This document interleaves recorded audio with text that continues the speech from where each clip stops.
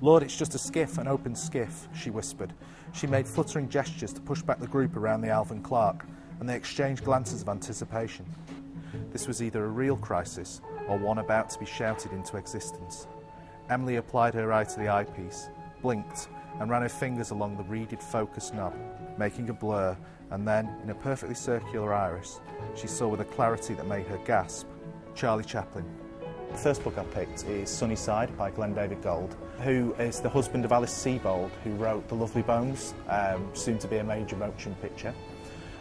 He originally wrote a book called Carter Beats the Devil about 7 years ago, and this is his long-awaited follow-up. It's taken him 6 or 7 years because he says he's been researching it that long. The book itself it starts in 1916 on a day when there are 800 appearances of Charlie Chaplin seen in various points around America. She could see the boat now, rocking on the crests of ever-increasing waves as it came closer, and there was indeed a solitary figure aboard. He was dressed in baggy black trousers, a tight morning coat. He had a moustache, a cane, a derby. "Is that..." she swallowed. "We were thinking it looks like Charlie Chaplin," Leland said, with the shame of a boy caught believing in fairies. This event leads to various consequences for the three main protagonists. The first one is Chaplin himself in Hollywood, trying to kind of come up with his first great film. There's a character called Leland Wheeler, a wannabe actor and son of a lighthouse keeper. And the third character is Hugo Black, who's the son of a very privileged family from Boston. And they all end up at various places at the end of the novel that you wouldn't quite expect them to be at the start.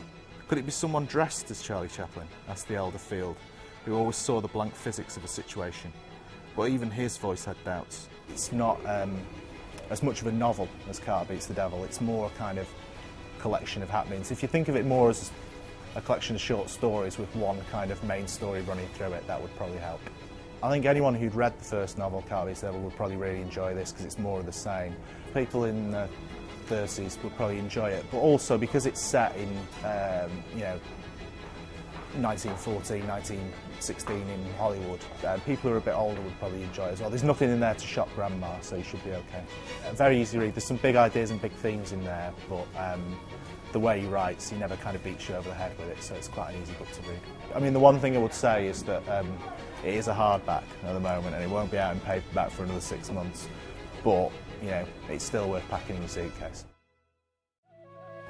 Tarzan wouldn't give her a child, and for all that Jane had designed off-putting twin beds for them in the zebra hide and leopard skin themed master bedroom, it was a child she craved. The second book I've chosen is Me, Cheetah. It links quite nicely with the first. Again, it's a Hollywood set story. It's the autobiography of Cheetah the chimpanzee, star of the 1930s Tarzan films. Basically, Cheetah's caught when he's very, very young in Angola, transported to America, and ends up in Hollywood and forms a lifelong friendship with Johnny Weissmuller, who played Tarzan. There were two ways things could go on the escarpment. Either we would never grow up, like Fred and Ginger, or Stan and Ollie, like the Marx Brothers, or Flash Gordon, or Sam Spade. We could do that and live forever, or we could give in to Jane's time disease and throw it all away. It's sort of a 30s Hollywood scandal book, so there's a lot of kind of, there's a lot of innuendo and kind of stories about classic old Hollywood in there. It's also very, very funny. The book it reminds me of most is The Moon's a Balloon, David Niven's first volume of David Niven's autobiography. And I would say if that's the funniest book I've ever read, this is the second. Sure, he loved children. He made children want to be his sons. All his life he was surrounded by wannabe sons. I was one. But I don't think he was ever that set on being a father. James Leavitt's the first novel, so he hasn't read anything before. He's a critic, but this is his first book. I would say that the book itself would appeal to anyone from the ages of like 20 to 80, but like I say, you do have to be a bit careful if you're giving it to grandma, because some of the language is a bit strong. I would say it's a very easy read, actually. I'm quite a slow reader, and I got through it in a couple of days. It's perfect for the beach.